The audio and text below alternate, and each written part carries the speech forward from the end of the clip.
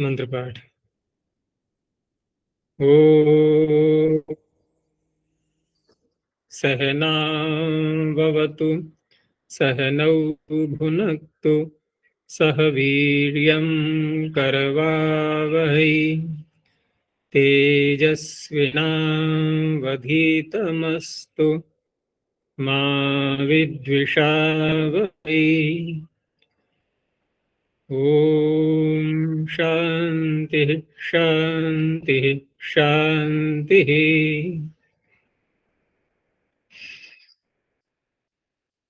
प्रथमा वृत्ति की 288वीं कक्षा, चतुर्थ अध्याय का द्वितीय पाद चलेगा आज।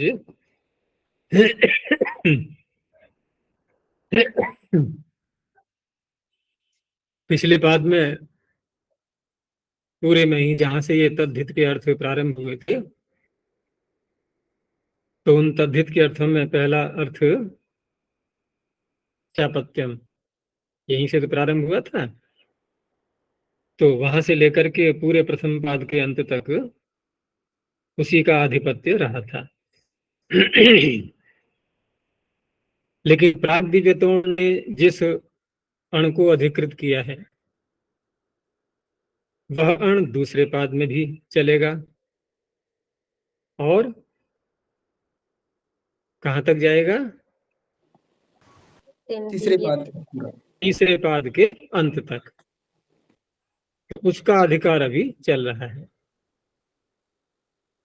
तो अब यहाँ पर इस दूसरे पाद में अपत्य अर्थ के अतिरिक्त तो और जो अर्थ आएंगे अलग अलग सूत्रों के द्वारा कहे हुए, उन सारे ही अर्थों में अण का अधिकार आएगा।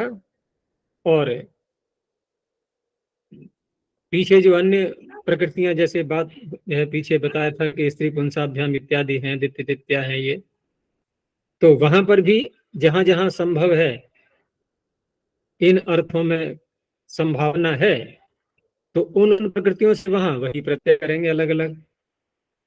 इसलिए यथाविहित शब्द यहां भी बोला जाएगा। अब यहां पर जैसे सूत्र आ रहा है तेन रक्तम रागा, तो रागवाची अगर प्रकृति नहीं है, पीछे कोई अन्य प्रत्यय जहां जिन सूत्रों से किए गए हैं, उनमें यदि रागवाची कोई प्रकृति नहीं पड़ी है, जैसे स्त्री को ही ले लें हम, तो स्त्री के द्वारा तो कुछ रंगा नहीं जाएगा। स्त्री कोई रंगवाची रागवाची शब्द तो है नहीं, तो वहां ये नहीं घट पाएगा, कोई बात नहीं है। लेकिन हो सकता है अब हम प्रकृतियों को ढूंढ करके सूत्र का अर्थ करें कि नहीं, रागवाची प्रकृति तो अश्वपत्यादिभ्यक्ष से लेकर के और तस्यापत्यम के पहले पहले सूत्र आए हैं, उनमें कोई रागवाची प्रकृति तो है नहीं। तो यहाँ पर हम यथावेत ना कह करके और केवल अण बोल देते हैं।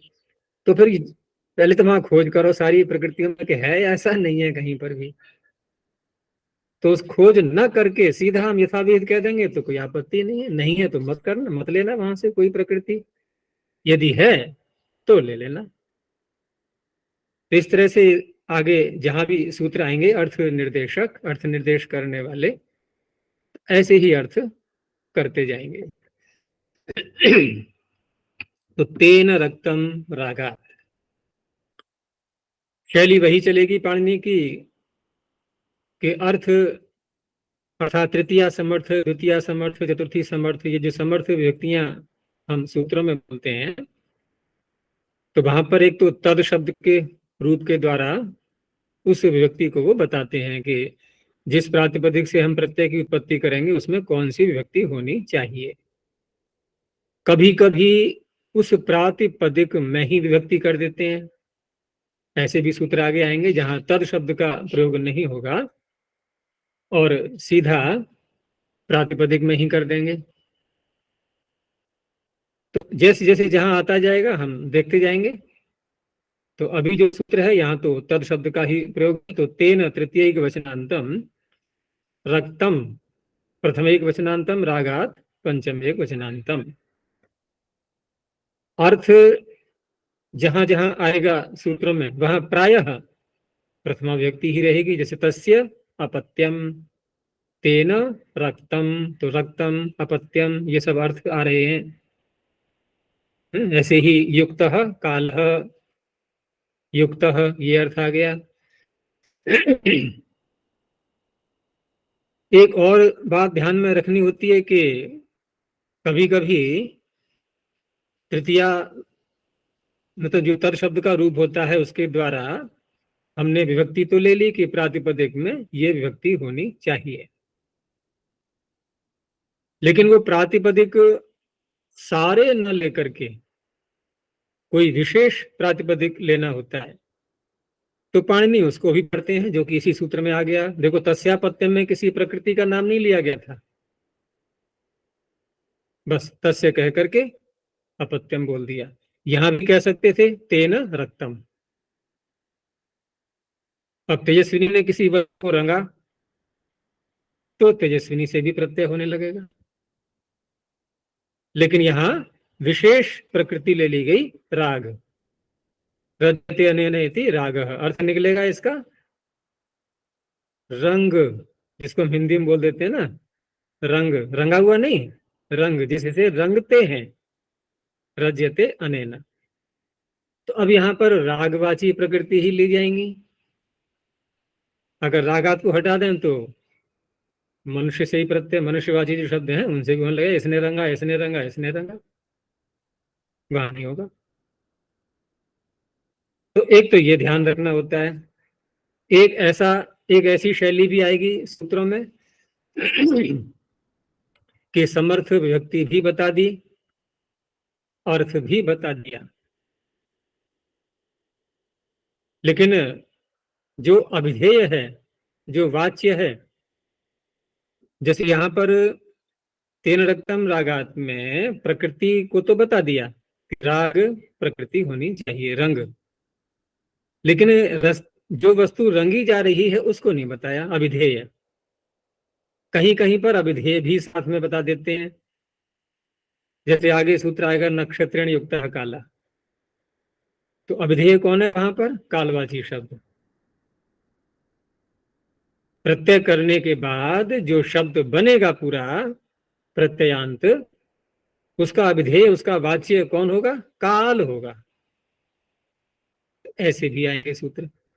तो बहुत सारी शैलियां मिलेंगी, धीरे धीरे समझते जाना है उनको। तो यहां सूत्र का अर्थ हो जाएगा कि तृतीया समर्था, तेन बोल दिया है इसलिए, लेकिन तृतीया समर्थ प्रातिपदिकात की अनुवृत्ति आ रही है, तो कौन सा प्रातिपदिक? तो अब रागात को भी साथ में जोड़ लो, क्योंकि प्रकृति का विशेषण, प्रातिपदिक का विशेषण यहाँ बता दिया गया है। तो अन्य सामान्य रूप से हम प्रातिपदिकात नहीं कहेंगे, राग वाचिन प्रातिपदिकात, कितना बोलना पड़ेगा हमें? रक्तम इत्यस्मिन् अर्थे, यथावेतम सब जगह बोलना ही है, यथावेतम प्रत्ययो भवति। अब अन्य कोई सूत्र नहीं है प्रत्यय करने वाला, तो प्राग्दिव्यतोण अण प्रत्यय आ ही रहा है, यहां कोई अन्य मिलेगा ही नहीं। तो रागवाची शब्द ले लो, जैसे कुसुम्भ, कषाय, और क्या है, मंजिष्ठा, ये सब रंगों के नाम है अलग अलग। मंजिष्ठा कैसा रंग होता है? व्यवहार अलग अलग भाषाओं में अलग अलग प्रकार के जो रंग हैं उनके वाचक शब्द भी अलग अलग है। तो ये सब रंगों के नाम है, हमें उसी रूप में लेना है। सामान्य सूत्र ही है ये, जो विशेष सूत्र आएंगे वहां भी देख लेंगे कौन कौन से आएंगे। तो कुसुम्भेन रक्तम वस्त्रम, कौसुम्भम। अब यहाँ पर अभिधेय नहीं बताया है, जैसे हमने वस्त्रम बोल दिया और दीवार रंग दो तो तब भी तो हो जाएगा। कोई प्रासाद है, महल है, पुताई करते हैं ना, कलर डालते हैं उसमें, लगाते हैं दीवारों में, वो भी कह सकते हैं। यहाँ अभिधेय नहीं है, कहीं कहीं अभिधेय बताएंगे, जैसे मैंने कहा नक्षत्र नियुक्त काला, वहां काल बताया जाएगा, अन्य किसी में नहीं घटेगा। कहीं प्रकृति का विशेषण, कहीं अभिधेय भी साथ में बताया जाएगा, कहीं कुछ भी नहीं बताया जाएगा, जैसे तस्यापत्य में आई था पीछे। तो कौसुंभम कषायेण रक्तम वस्त्रम काषायम, मंजिष्ठया रक्तम वस्त्रम मांजिष्ठम। पण प्रत्यय है, बाकी सब वही कार्य हैं जो होते हैं। प्रत्यय का लुक करेंगे और भाषण आदि करके ये सब बन जाएंगे। अब एक अच्छा, तो हाँ, काषाय काषाय कह के फिर से वस्त्र कहने की आवश्यकता नहीं है। काषाय वस्त्र कह। काषाय कह करके वस्त्र कहने की आवश्यकता नहीं है। नहीं, अब काषाय मतलब वस्त्र वही है। नहीं, मैंने अभी कहा था जैसे दीवार भी काषाय हो सकती है। ठीक? वहां तो कह सकते हैं हम नक्षत्र तो काला, कि जब काल कह ही दिया है तो अब कालवाची शब्द दिन रात कुछ भी ले लो उसमें, संवत्सर ये सब आ जाएंगे। लेकिन फिर भी कालवाची बहुत है तो वहां भी प्रश्न उठ जाएगा, अगर नहीं बोलेंगे कौन से काल को बोल रहे हो, काल तो ठीक है। तो बताना तो पड़ता है, अगर हम किसी एक पर्टिकुलर वस्तु को ही बोल रहे हैं तो वहां पर एक शब्द लाना चाहिए हमें।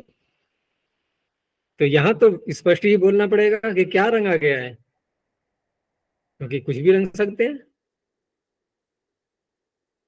किसी ने किसी का चेहरा ही रंग दिया, फिर वो अभिनय करते हैं ना, तरह तरह के वो लीपा पोती करते हैं चेहरे पे। हम्म। अब एक तो हो गया सामान्य सूत्र। अब जब तक दूसरा अर्थ निर्देश सूत्र नहीं आएगा तब तक जो सूत्र आएंगे वो अपवाद के रूप में आएंगे। अब ये भी ध्यान रखना है सब। अगला सूत्र क्योंकि कोई रक्त अर्थ में अन्य कोई अभी दूसरा अर्थ नहीं आया है, तो एक सूत्र और आ गया, ये इसका अपवाद बन जाएगा, लाक्षारोचनार्थक। बस। तो बहुत सरलता से अर्थ आगे होते जाएंगे, अब कोई कठिनाई नहीं पड़ेगी। लाक्षारोचनात् पंचमे क्वचनांतम ठक प्रथमे क्वचनांतम, ये भी रंगों के ही नाम है। राग रज्यते अनेन इति राग है, तो लाक्षा है, रोचना है, ये सब। तो लाक्षा रोचनाभ्याम तेन से आ ही रहा है, तृतीया समर्थाभ्याम प्रातिभ्याम राग विशेषवाच्यभ्याम रक्तार्थे रक्तम इत्यस्मिन् अर्थे ठक प्रत्ययो भवति। अब ये अण का अपवाद हो गया, ये सूत्र न होता तो पूर्व सूत्र से अण ही होता। तो लाक्षया रक्तम वरम अब बनेगा लाक्षिकम। रोचना लक्ष भी आकारांत है, रोचना आकारांत है।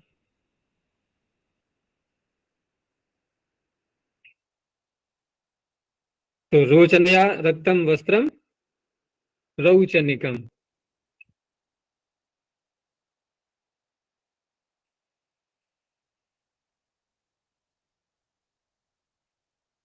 इसमें सूत्र में तो वैसे रोचन ही दिया हुआ है, क्योंकि अगर हम रोचना मानेंगे, लेकिन हाँ इसको इस रूप में भी ले सकते हैं, जैसे हमने द्वंद्व समास किया लाक्षाच रोचनाच, और द्वंद्व किया है हमने समाहार, तो समाहार द्वंद्व आता है नपुंसक लिंग में, और नपुंसक लिंग का कोई शब्द होता है तो उसको ह्रस्व भी करना होता है। ठीक है ना, पूरा एक प्रातिपदिक बन गया ना समास करके, तो ह्रस्व नपुंसके प्रातिपदिक से, इसलिए सूत्र में दिख रहा है रोचन। तो तभी तो हम जो है मसी को आत किया है रोचनात्। तो मूल शब्द आकारांत ही है। चलो ये हो गया, ठ को एक हो जाएगा ठस्य का से लाक्षिकम रौचनिकम। अब बदल गया अर्थ। अब रागात की समाप्ति हो गई, रागवाची प्रातिपदिक यानी कि रक्त अर्थ समाप्त हो गया है। अब तेन को आगे जब तक हम कोई दूसरी समर्थ विभक्ति नहीं बनाएंगे तब तक तेन शब्द चलता रहेगा। और जहां पर पाणिनि ऊपर से अनुवृत्ति लेते हैं तद शब्द के रूपों की, जैसे तेन तद शब्द का रूप है और इसकी अनुवृत्ति आगे भी जा रही है, लेकिन आगे अर्थ जब बदलेंगे वो, यहाँ रक्तम अर्थ वहां पर युक्त अर्थ हो गया। लेकिन जो प्रकृति होगी उस प्रकृति में फिर कौन सी व्यक्ति होनी चाहिए, पंचमी। जिससे प्रत्यय करते हैं उसमें पंचमी होनी चाहिए। तो देखो एक शैली के पाणिनि क्या करते हैं, पीछे से जो तद शब्द का रूप आ रहा है तेन आदि, वही विभक्ति वही विभक्ति प्रकृति में भी दे देते हैं वो प्रातिपदिक में। जैसे नक्षत्रेण हो गया, नहीं तो क्या होना चाहिए नक्षत्रात, प्रातिपदिकात है ना। तो ऐसा तो नहीं, जैसे पीछे था ना रागात, तो हमने बोल दिया रागवाचिन प्रातिपदिकात। तो नक्षत्रात नक्षत्रवाचिन प्रातिपदिकात, ऐसे अर्थ करेंगे नहीं आएंगे। लेकिन तृतीया दे दी, तेन के साथ जोड़ करके। लेकिन अर्थ करते समय हम नक्षत्रेण नहीं बोलेंगे, अब हाँ पंचमी ही बोलेंगे अर्थ में। तो ये बात आगे ध्यान रखना। तो नक्षत्रेण तृतीयक वचनांतम युक्तः प्रथमैक वचनांतम कालः प्रथमैक वचनांतम।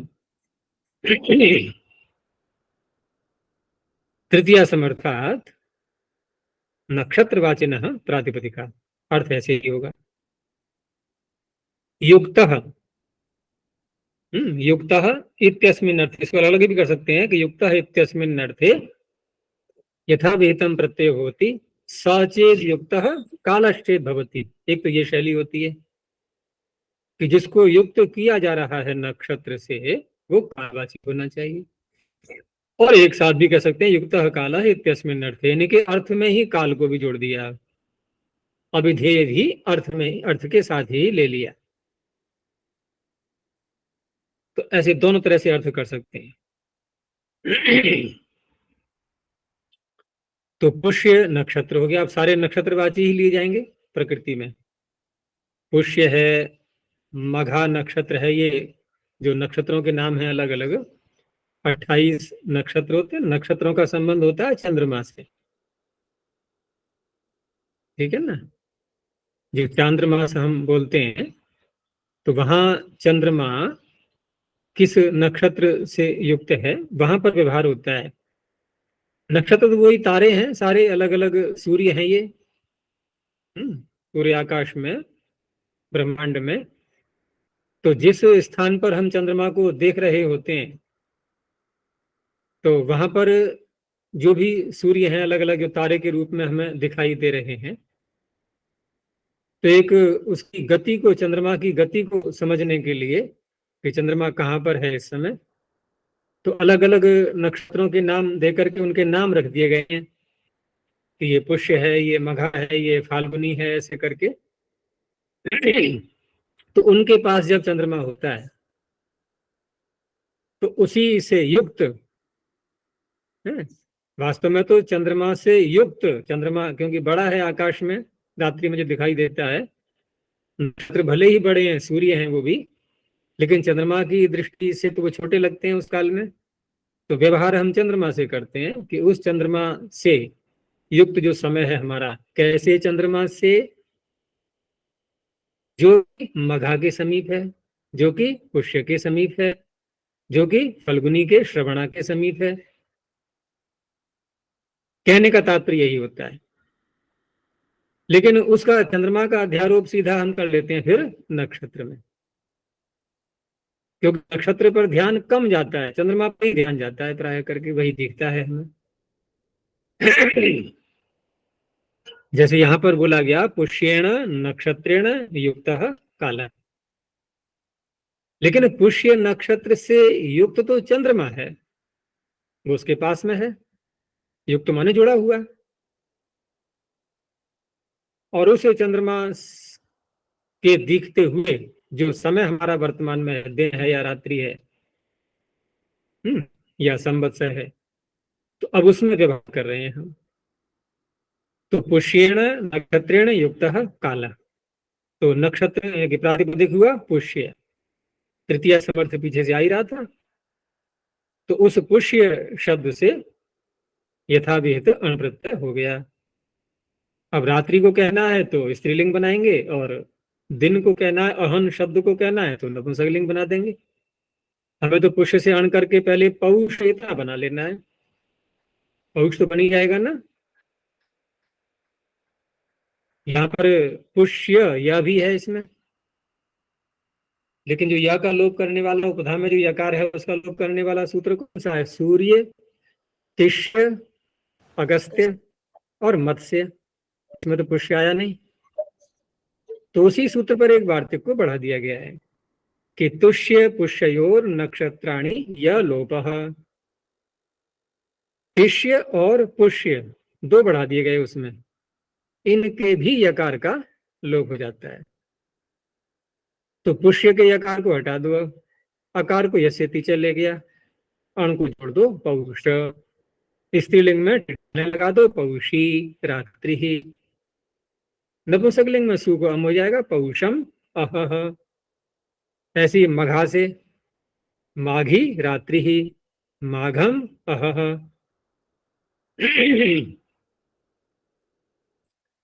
आगे तो देखो, यहाँ इन उदाहरणों में हमने रात्रि और अहह ये साथ में बोले थे।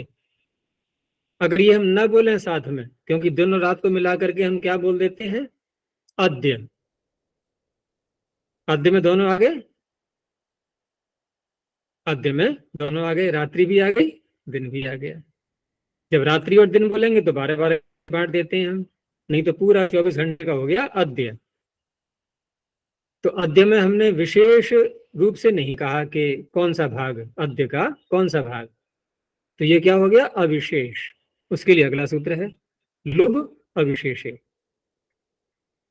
लुभ प्रथमैकवचनान्तम, अविशेषे सप्तम्यैकवचनान्तम।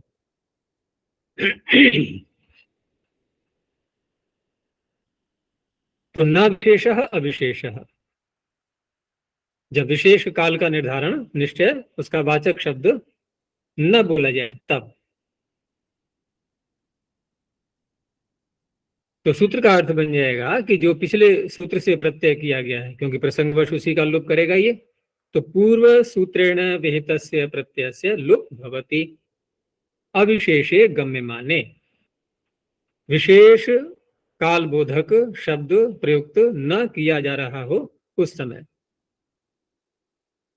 अर्थ को और खोला है कि अर्थात यावान कालो नक्षत्रेण युज्यते अहोरात्रः तस्य अविशेषे गम्यमाने।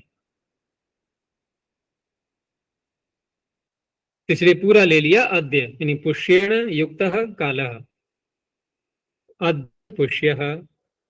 लेकिन अहन या रात्रि बोलेंगे तो पौषी पौषम बनेगा फिर।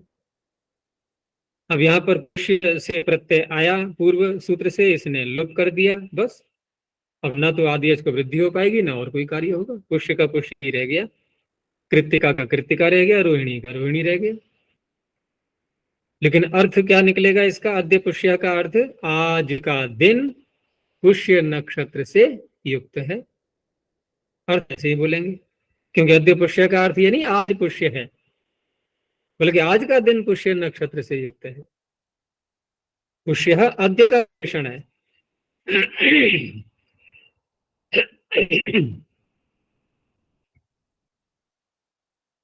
और लिया सूत्र अभी, ये नक्षत्र के से जुड़े हुए सूत्र ये हैं यहाँ तक, द्वंद्वाक्षर तक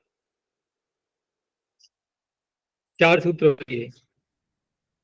आगे संज्ञाम श्रवणाश्वत्थाभ्याम, संज्ञायाम सप्तमे वचनांतम श्रवणाश्वत्थाभ्याम पंचमी द्विवचनांतम।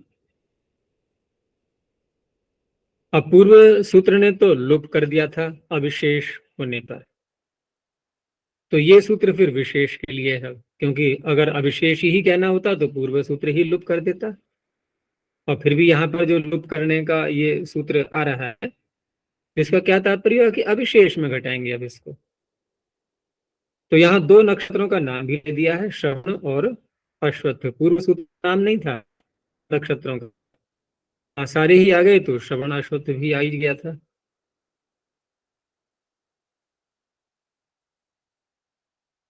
तो श्रवण अश्वत्थ तृतीया समर्थाभ्याम श्रवण अश्वत्थ एताभ्याम नक्षत्रवादिभ्याम प्रातिपदिकाभ्याम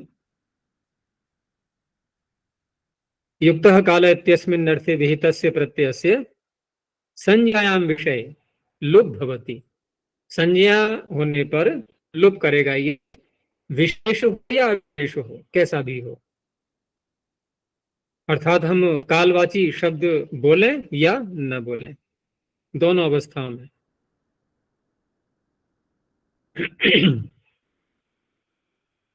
तो यहाँ पर श्रवण शब्द से बोलेंगे तो श्रवण युक्ता रात्रि ही, ये हो गया विशेष।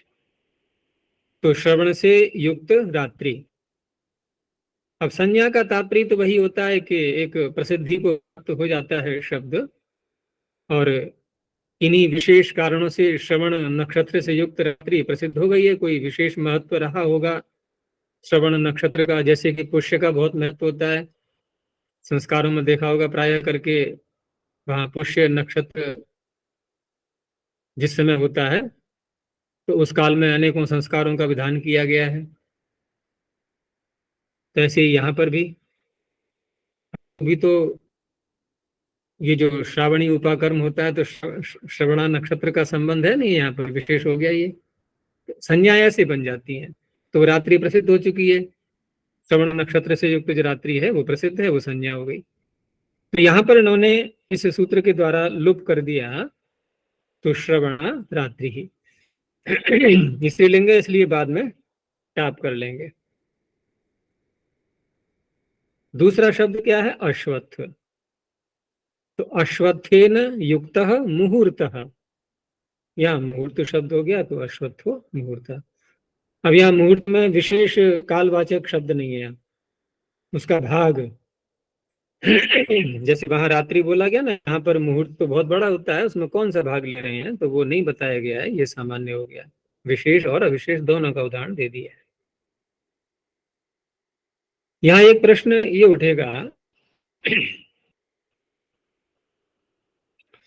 कि जैसे हमने लुप्त किया पहले प्रत्यय का,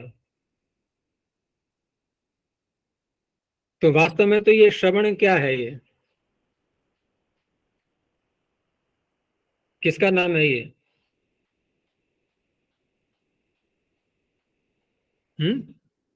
नक्षत्र। नक्षत्र का नाम है ना श्रवण।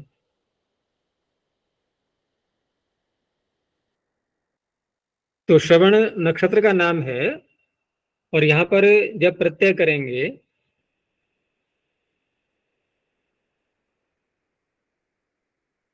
वैसे इन्होंने विग्रह तो यही दिया है, श्रवणेन युक्ता रात्रि ही।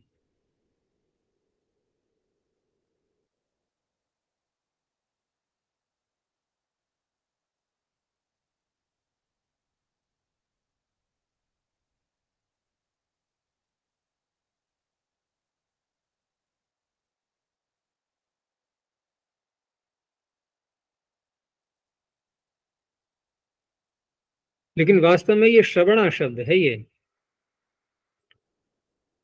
जैसे पीछे भी कुछ नक्षत्र ऐसे, जैसे मघा आया था, है मघ नहीं बोलते हैं, मघा, फाल्गुनी, वो जो सूत्र है ना एक, विभाषा, फाल्गुनी, श्रवणा, कार्तिकी, चैत्री, ये आते नहीं आते हैं।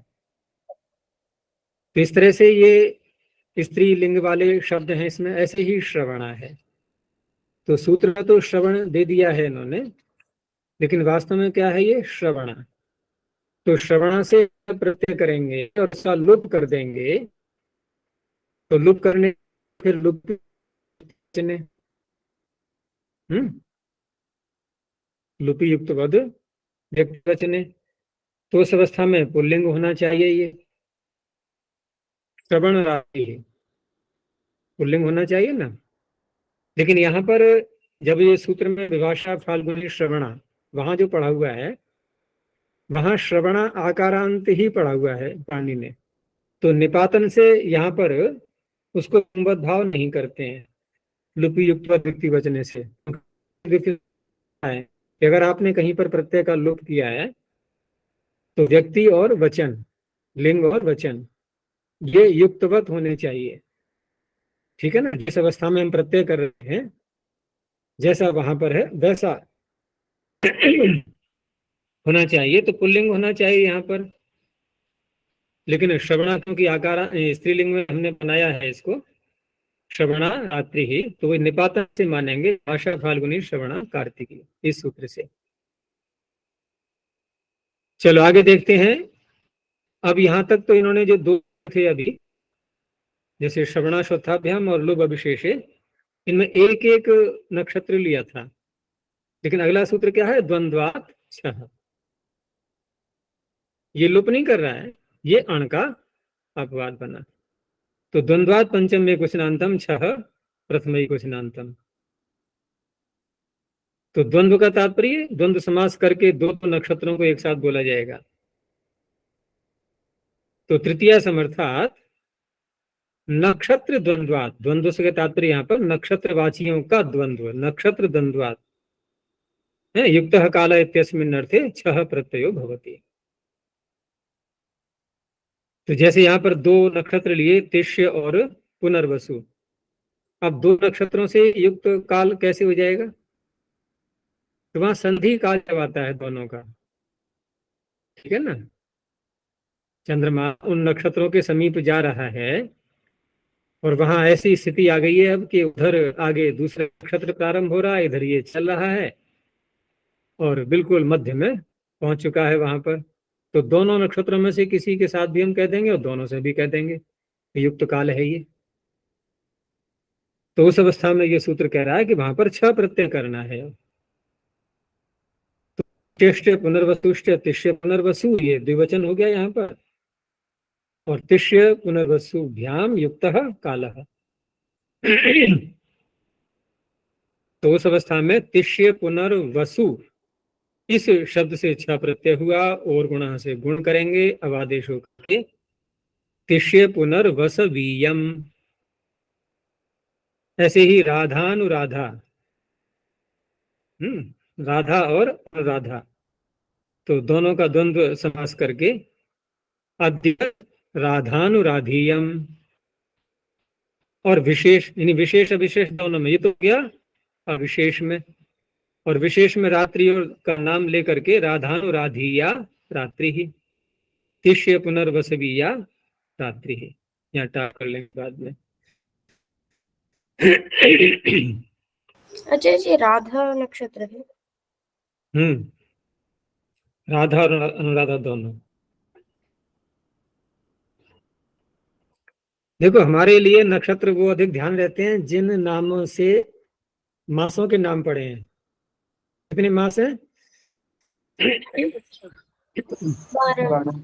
12 मासों का हम नाम लेते हैं, और 12 मासों के नामों में देखो सब में नक्षत्रों का नाम आ रहा है। चैत्र, वैशाख, ज्येष्ठ, आषाढ़, श्रावण, भाद्रपद, आश्विन, कार्तिक, और कौन सा हो गया? फाल्गुन, मार्गशीर्ष, फाल्गुन। तो सब नक्षत्रों के नाम से ही तो है ये। नक्षत्रों के नाम से का तात्पर्य उन नक्षत्रों से युक्त पूर्णमासी आती है, और वह पूर्णमासी जिस मास में है सा अस्मिन पूर्णमासी सूत्र आएगा, उससे फिर मास का नाम पड़ता है। यहाँ दो दो प्रक्रियाएं चलती हैं, दो तरह से, दो चरण पूरे करके हम मास का नाम बना पाएंगे। पहले नक्षत्र नियुक्त काला लगाएंगे, फिर सास्मिन पूर्णमासी लगाएंगे, ठीक है। तो ये 12 नाम हमें याद रहते हैं बताया करके, लेकिन नक्षत्र तो 28 मास जोड़ करके 27 तो रहते ही हैं। अभिजित कभी कभी होता है, चंद्रमा की गति में अभिजित कभी नहीं भी आता है। इन गतियों में अंतर आएगा ना सदा, एक जैसी गतियां नहीं, एक ही रास्ते पे नहीं चलते हैं सारे ग्रह उपग्रह, ध्यान रखो। अगर एक ही रास्ते पे चलेंगे तो हमेशा एक ही ऋतु रहेगी, फिर पृथ्वी को भी ले लें अगर हम, तो हमेशा एक ही ऋतु रहेगी। चंद्रमा यदि एक ही रास्ते पे चलता रहे लगातार एक ही गति से, तो क्या होगा? एक ही तिथि रहेगी, बदलेगी नहीं कभी, कभी नहीं बदलेगी। तो तिथियों का बदलना, ऋतुओं का बदलना, ये क्यों हो रहा है? गतियां बदल रही हैं लगातार। तो गतियां बदल रही हैं तो 27 नक्षत्र तो निरंतर आते ही रहते हैं क्रम से, अभिजित कभी कभी आता है। बाकी फिर जो ये ज्योतिष में अधिक योग्य व्यक्ति हैं वो और ज्यादा व्याख्या कर पाएंगे इसकी, हमारा विषय उतना उसमें नहीं है, ज्यादा प्रवेश नहीं है ज्योतिष में। अच्छा जी, राधा नक्षत्र तो अनुराधा है ना, राधा है क्या? इसमें दो दिए तो हैं, राधा का अनुराधा का समास किया है, देख लो। द्वंद्वाक्षर में राधा और अनुराधा दोनों का किया है इन्होंने। काशिका में भी है राधानुराधीयम। तो दोनों लिए गए हैं। फाल्गुनी नहीं है दो, पूर्वा फाल्गुनी उत्तरा फाल्गुनी। जी, लेकिन राधा तो ऐसा नहीं है। राधा नहीं है। अश्विनी भरणी कृतिका रोहिणी मृगशिरा आरुद्रा, ये तेलुगु। पुनर्वसु पुष्य आश्लेष मख पूर्व फाल्गुनी उत्तर फाल्गुनी हस्त चित्त स्वाति विशाखा अनुराधा ज्येष्ठ मूल पूर्वाषाढ़ उत्तराषाढ़ श्रवण धनिष्ठ शतभिष पूर्व भाद्र उत्तर भाद्र रेवती। ये भी दो हैं भाद्रपद। राधा दो नहीं दिए हैं, अनुराधा है अकेला। जी अनुराधा।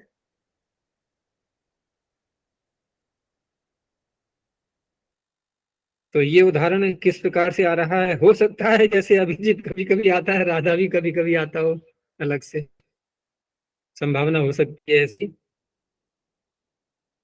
ये भी खोज का विषय है कि राधा कहाँ से आया ये नक्षत्र, क्योंकि गिनती में अनुराधा का तो हम देखते ही हैं, गिनती में आता है,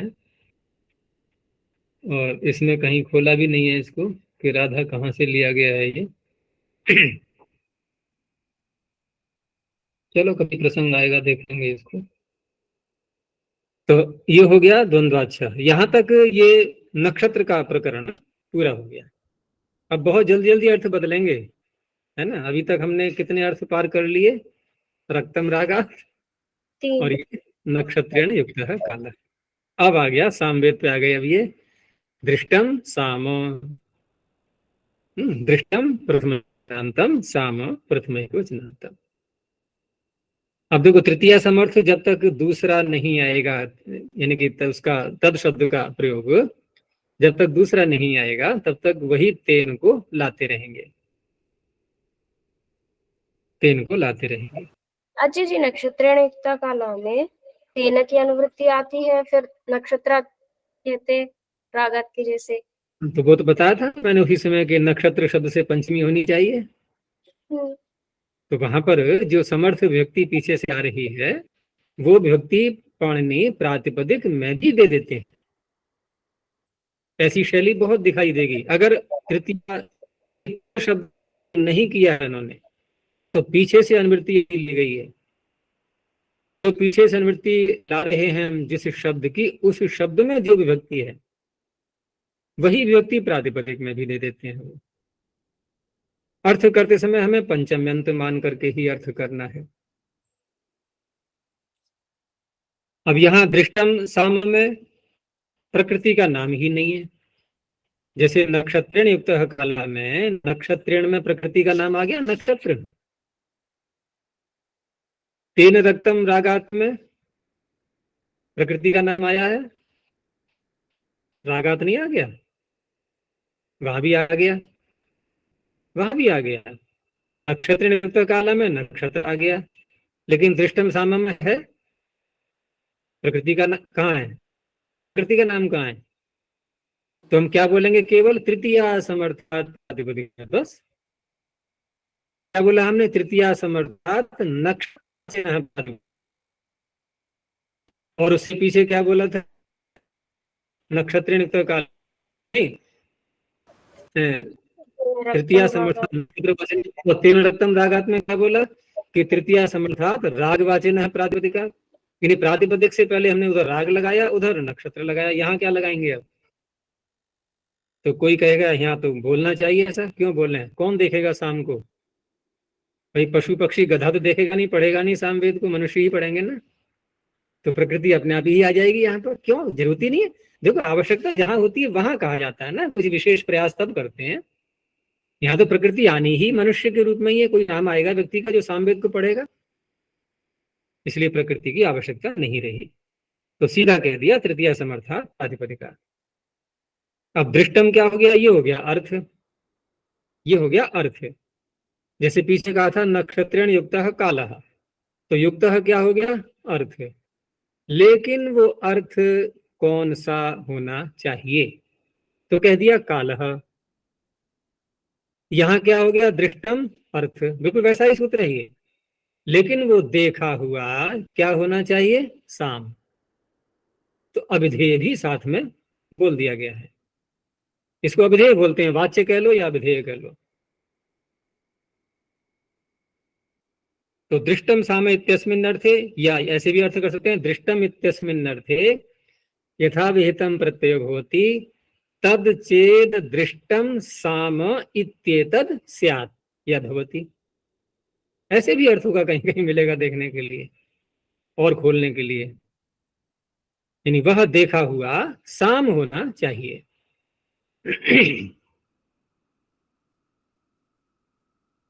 तो वशिष्ठ ऋषि का नाम आया, वशिष्ठेन दृष्टम साम। अब यहाँ पर साम देखने का तात्पर्य, साम क्योंकि प्रसिद्ध है गायन विद्या में, उसमें भरी हुई है, और उसमें नाम अलग प्रकार के बहुत सारे गान हैं। तो वशिष्ठ ने जिस गान को खोला, सबके सामने प्रकट किया, वो उनके नाम से चल पड़ा। तो वासिष्ठम साम का अर्थ साम के मंत्रों का दर्शन नहीं, उन मंत्रों में विद्यमान गान विद्या का दर्शन। साम गान, साम का अर्थ हो गया साम गान, दृष्टम साम, यानी सामवेद पढ़ लिया इतना मात्र नहीं, उसके अंदर विद्यमान गान विद्या को उन्होंने प्रकाशित किया। तो वासिष्ठम साम, साम सामन शब्द है मूल सूत्र में, जैसे है ना दृष्टम साम, मूल शब्द क्या है? सामन। नपुंसकलिंग का है ये साम, प्रथमा का एक वचन, नकारांत है ये। ऐसे ही क्रुंच, अब क्रुंच पक्षी को मत ले लेना, ये भी कोई ऋषि हुए। तो क्रुंचेन दृष्टम साम, क्रौंचम। विश्वामित्रेण दृष्टम साम, वैश्वामित्र, ये बन गए। अब अगला सूत्र आएगा तो अपवादी ही आएगा, अगर अर्थ को नहीं बदला गया तो अर्थ को बदला नहीं गया, अर्थ बदला जाएगा फिर परिवृतो रथा में जाकर के। तो एक सूत्र और आया, ये इसका अपवाद बन जाएगा। ये शैली एकदम ऐसी लगेगी लगातार, एक पहले सामान्य सूत्र आएगा अर्थ निर्देश वाला, अगर वो समाप्त नहीं है, वो अधिकार आगे चल रहा है अर्थ का, तो फिर आगे वाले अपवाद बन जाएंगे उसके। कहीं कहीं मात्र एक ही सूत्र आएगा, बस कोई अपवाद है ही नहीं, नहीं है तो फिर अगला सूत्र किसी और अर्थ को बोलेगा, फिर अगला सूत्र किसी और अर्थ का। ऐसे सूत्र आए नहीं आए, देखा होगा तुमने। तत्र भव नहीं, प्राय भव, और स्वस्य निवास, इकट्ठे सूत्र भी हैं कई स्थानों पर जहां लगातार अर्थ चल पड़ते हैं। चलो देखेंगे आगे। तो अगला अपवाद बना वाम देवात, डेढ़। अब वामदेव ऋषि को प्रसिद्ध कर दिया पाणिनि ने। हम्म दृष्टम साम में कोई नाम नहीं था वशिष्ठ का, विश्वामित्र का या कुरुंच का, यहाँ तो सूत्र में ही नाम आ गया। तो वामदेव ऋषि प्रसिद्ध रहे ही है, सांख्य में भी नाम आता है वामदेव का, सांख्य दर्शन में। हम्म वामदेवात पंचम एक वचनांतम ड्यत ड्यव प्रथमा देवचनांतम, दो प्रत्यय यहाँ पर ड्यत और ड्य, बस स्वर का अंतर है, यह बचेगा दोनों में। तो तृतीय समर्थात वामदेव प्रातिपदिकात ड्यत ड्य इत्येतौ प्रत्यय भवतः दृष्टम साम इत्यस्मिन् अर्थे। वामदेवेन दृष्टम साम वामदेव्यम, तो यहाँ पर ड्यत किया है तो तित स्वरितम, बाकी सवर्ण धातु हो गए। ड्य करेंगे तो वामदेव्यम, यहाँ आद्य उदात्त, यह उदात्त रहा तो पूरा प्रातिपदिक अंत उदात्त हो गया।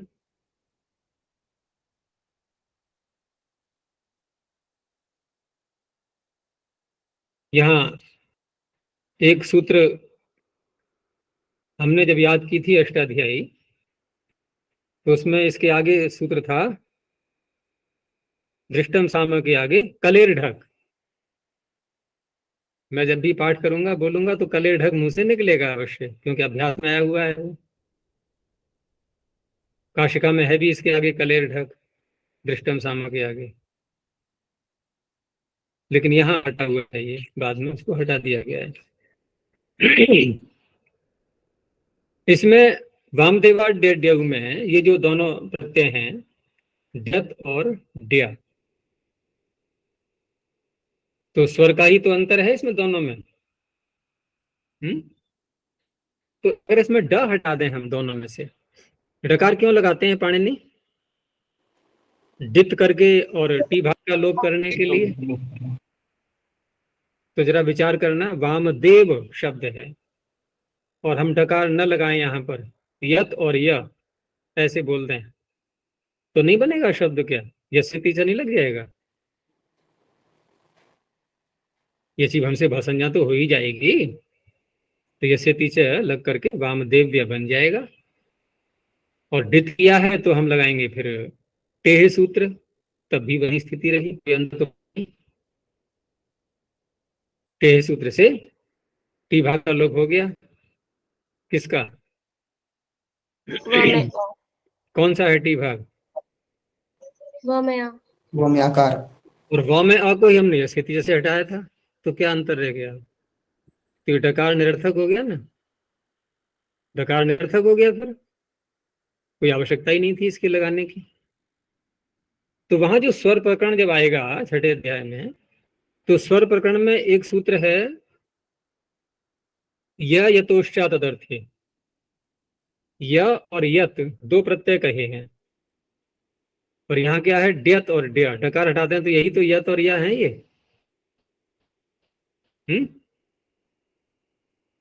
और य यतोश्चा तदर्थे जो सूत्र है वहां पर, तो वो सूत्र उत्तर पद को अंतोदात्त करता है।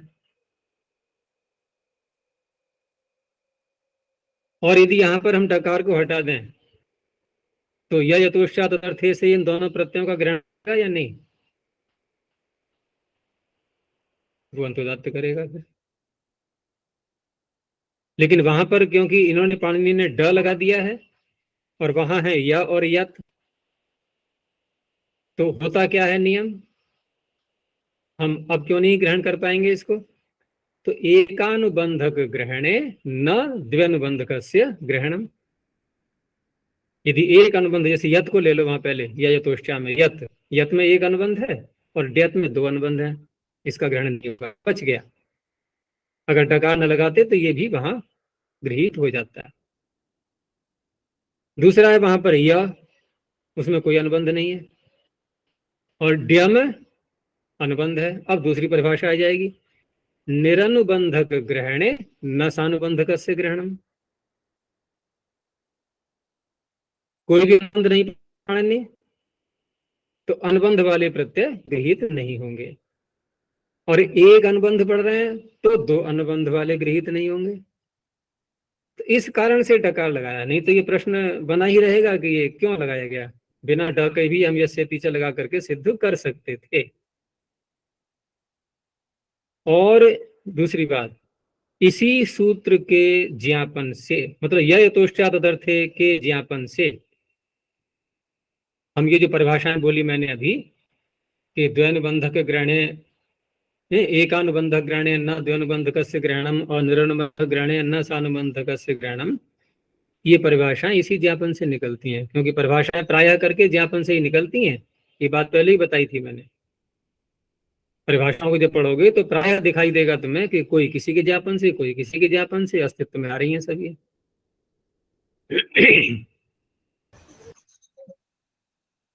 चलो आगे देखते हैं। अभी अर्थ बदल गया।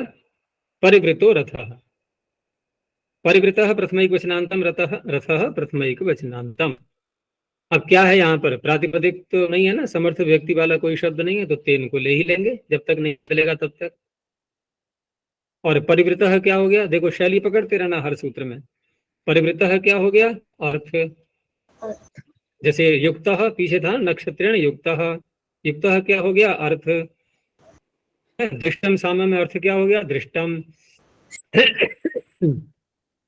तो युक्तः काल में फिर अभिधेय क्या हुआ? काल। दृष्ट अभिधेय क्या हुआ? साम। परिवृत में अभिधेय क्या हुआ? रथ। रथ। आ गया। यानी अभिधेय भी साथ में चल रहे हैं अब तक, अभी जो हम सूत्र पढ़ रहे हैं सारे। समर्थ व्यक्ति पीछे से लगी।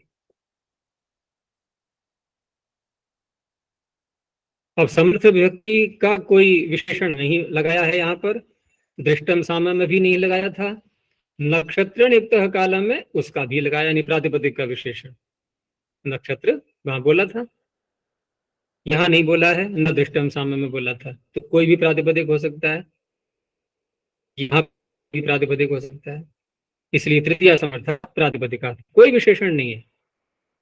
परिवृतः इत्यस्मिन् अर्थे, अब इसको यूं भी कह सकते हैं, परिवृतो रथः इत्यस्मिन् अर्थे, जैसे पीछे कहा था ना दृष्टम साम्य इत्यस्मिन् अर्थे। मैंने दो प्रकार की शैली बताई थी कि दृष्टम इत्यस्मिन् अर्थे यथा वेद प्रत्यय होती, तद साम भवति। देखो यहाँ ऐसे अर्थ किया गया है, परिवृतः इत्यस्मिन् अर्थे यथा वेतन प्रत्यय भवति योऽसौ परिवृतो रथः, योऽसौ परिवृतः रथश्चेत् स भवति। तो यूं भी कह सकते हैं या परिवृतो रथः इत्यस्मिन् अर्थे, एक साथ भी बोल देते हैं संक्षेप करते हुए। लेकिन पूरा अर्थ खोलना है तो यही तरीका होता है, क्योंकि परिवृत तो अर्थ है ना, परिवृतो रथः ये अर्थ नहीं है, अर्थ है परिवृत। रथ तो उसका अभिधेय है कि कौन ढका गया है, किसका परिवरण किया गया है, वो रथ है।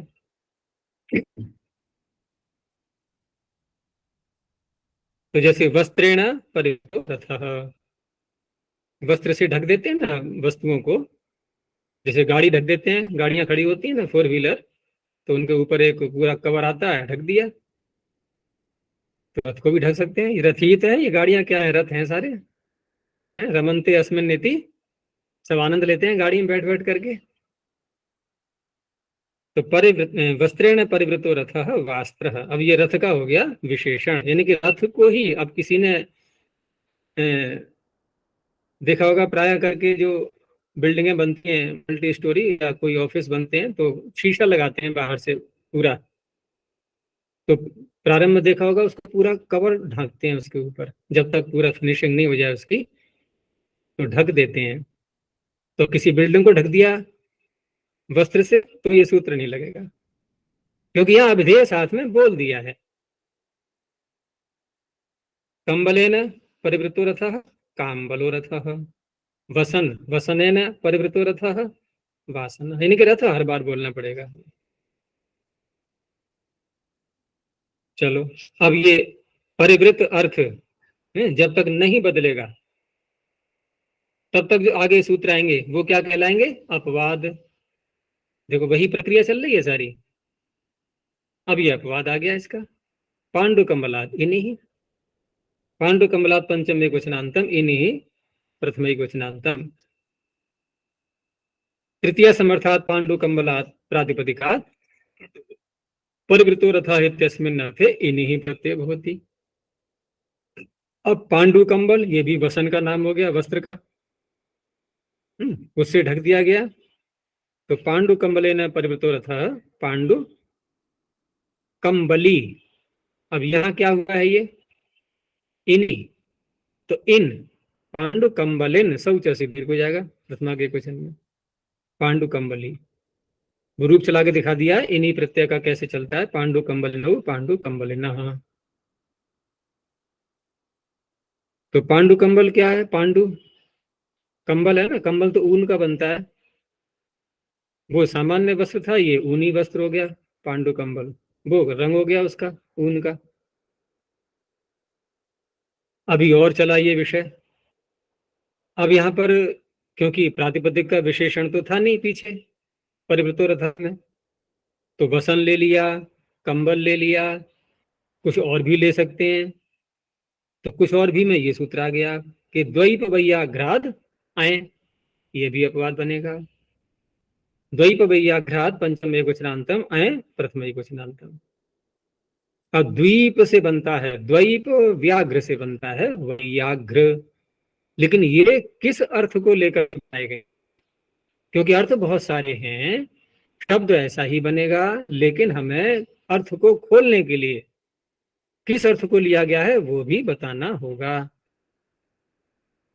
तो यहां पर विकार अर्थ में है ये, आगे अधिकार चलेगा तस्य विकार, तो वहीं पर सूत्र आएगा प्राणी रजता दिग्वय, प्राणीवाची जो शब्द होते हैं द्वीप या व्याघ्र आदि, ये प्राणीवाचक शब्द हैं। द्वीप किसको बोलते हाथी को, हैं, हाथी को बोलते। हाथी को बोलते हैं, इन्होंने यहाँ चीता लिखा हुआ है, तो हो सकता है चीते का भी व्यवहार होता हो। तो इस तरह से प्राणीवाची का जो विकार है इस अर्थ में अय प्रत्यय कहा गया है, उससे बनेगा द्वैप और वैयाघ्र। अब यहाँ द्वैप वैयाघ्र हो गए चर्म के विशेषण, उनका चर्म, चर्म ही विकार है, क्योंकि चर्म से ही ढका जाएगा, चर्मों का प्रयोग करते ही हैं पशुओं के व्यक्ति, जूते आदि बनते हैं ना उसी से। और भी पदार्थ बनते हैं चमड़े से, बहुत सी सारी चीजें बनती हैं। तो इस तरह से अर्थ बन जाएगा कि द्वैप वैयाघ्र इत्येताभ्याम तृतीय समर्थाभ्याम प्रातिपदिकाभ्याम परिवृतो रथः इत्यस्मिन् अर्थे अय प्रत्ययो भवति। तो अय और अण क्या अंतर रहा? स्वर का ही अंतर है बस। तो द्वैपेन परिवृतो रथः द्वैपः, यानी चमड़े से ढका हुआ, द्वीप के चमड़े से। वैयाघ्रेण परिवृतो रथः वैयाघ्रः, व्याघ्र का चमड़ा। बस ये तो हो गया। अब नहीं है, अब ये परिवृतो रथ अर्थ समाप्त हो गया। अब ये जो आगे सूत्र आ रहा है ये विचित्र सूत्र है थोड़ा सा। इसमें न तो समर्थ विभक्ति है कोई, है ना, और न ही इसमें कोई प्रातिपदिक का नाम दिया गया कि किस प्रातिपदिक से प्रत्यय हो रहा है। प्रत्यय का नाम नहीं, उसका तो उत्तर दे देंगे हम कि प्राग्दिवितोण चल ही रहा है, उसका तो उत्तर आ जाएगा कि अण तो आ ही रहा है ना। लेकिन ना तो अर्थ बताया है इसमें, न प्रकृति बताई है कौन सी होनी चाहिए। लेकिन एक शब्द पढ़ दिया है और जिसमें कोई विभक्ति नहीं लगाई है। देखो सूत्र कैसा विचित्र है ये, कौमार अपूर्व वचन। तो कौमार लुप्त प्रथमांत निर्देश। पाणिनि सूत्र बनाते बनाते सब भूल गए कौन सी व्यक्ति, कौन सा वचन, क्या करना है। बस जो मुख से निकला वो निकल गया। अपूर्व वचन है सप्तम एक वचनांतम। तो अपूर्व वचन था वैसे भी, तो अपूर्व वचन सूत्र भी ऐसा ही रहा, कुछ अपूर्व, पहले ऐसा सूत्र नहीं बनाया है वैसा बना दिया।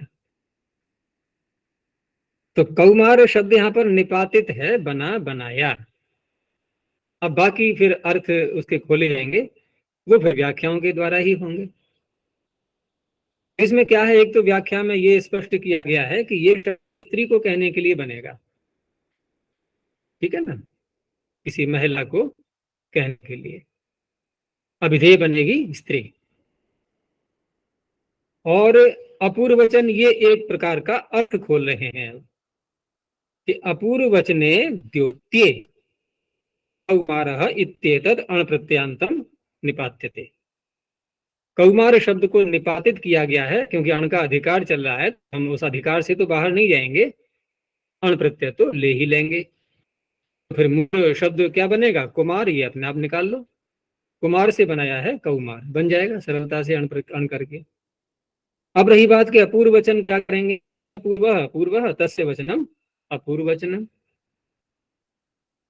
तो यहाँ पर जो अर्थ निकाला जाएगा, क्योंकि प्रसिद्ध शब्द रहा होगा उस काल में, इसलिए ज्यादा पॉइंट ने नहीं खोला उसको। तो अपूर्व से तात्पर्य यहाँ पर कि पूर्व जिसके नहीं है, क्या नहीं है, तो महिला को कहा जाएगा तो पति जिसका नहीं है पहले,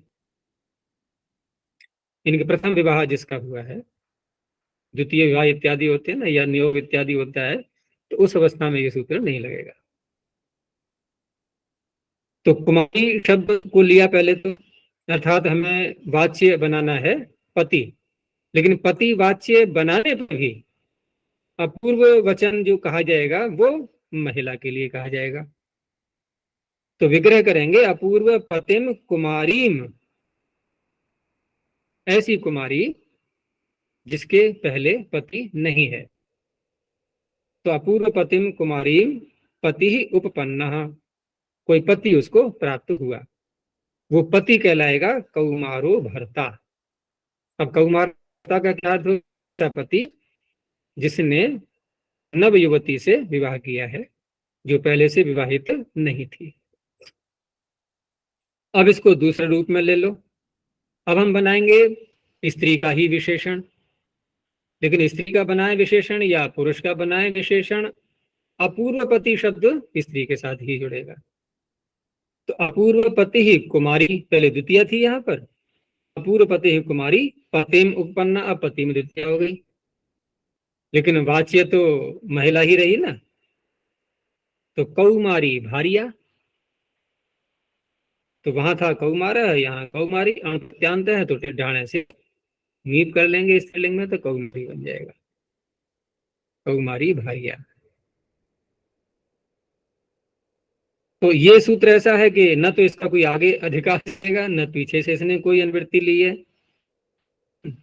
हम ये कहें कि तेन का अधिकार चल रहा था, तेन रक्तम रागात, तो तेन भी यहाँ नहीं है। अर्थ देखें पीछे, तो अभी तो पीछे परिवृतः रथा चल रहा था, वो भी नहीं है यहाँ पर। कुछ भी नहीं है, पीछे से कुछ संबंध ही नहीं है, और ना आगे के सूत्रों में यहाँ से कुछ गया है। ये अलग सूत्र है अपना बिल्कुल, और रचना भी इसकी अलग प्रकार की है। विभक्ति भी डाली नहीं कौमार शब्द में। अब आगे फिर वही शैली चल पड़ेगी, और तेन जो पीछे आया था वो समाप्त है, इसलिए अब आगे तत्र बोला जाएगा। और तत्र और तस्मिन का एक ही अर्थ होता है, तो तत्र जहां है उसका अर्थ तात्पर्य वही तस्मिन समझ लो, तद का ही रूप हो गया। तत्र जहां भी आएगा वो सप्तमी समर्थ अर्थ निकलेगा उससे। तो इस तरह से यहां पर हम देखेंगे तद शब्द के रूप में, तो प्रथमा से लेकर के सप्तमी तक के सारे मिल जाएंगे सूत्र, सब मिल जाएंगे, सब दिखाई दे जाएंगे धीरे धीरे करके। सप्तमी में दो बातें हो सकती हैं, या पंचमी में, पंचमी में हम तिल का भी प्रयोग कर सकते हैं और नसी प्रत्यय का भी। सप्तमी में हम का भी प्रयोग कर सकते हैं और तरल का भी। और में तो होता नहीं है, या होता हो तो देख लेना कहीं, मुझे तो भी मिला नहीं और में। पंचम्यास्त्रल, पंचम्यास्तसिल और सप्तम्यास्त्रल, दो ही आते हैं प्राय करके, बस। तो अभी इतना ही रखते हैं, आगे फिर देखेंगे। प्रणव ध्वनि। ओ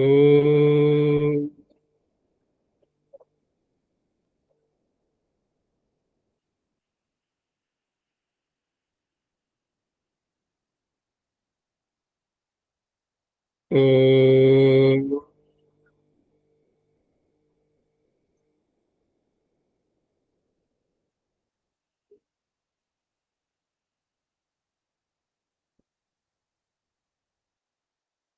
ओ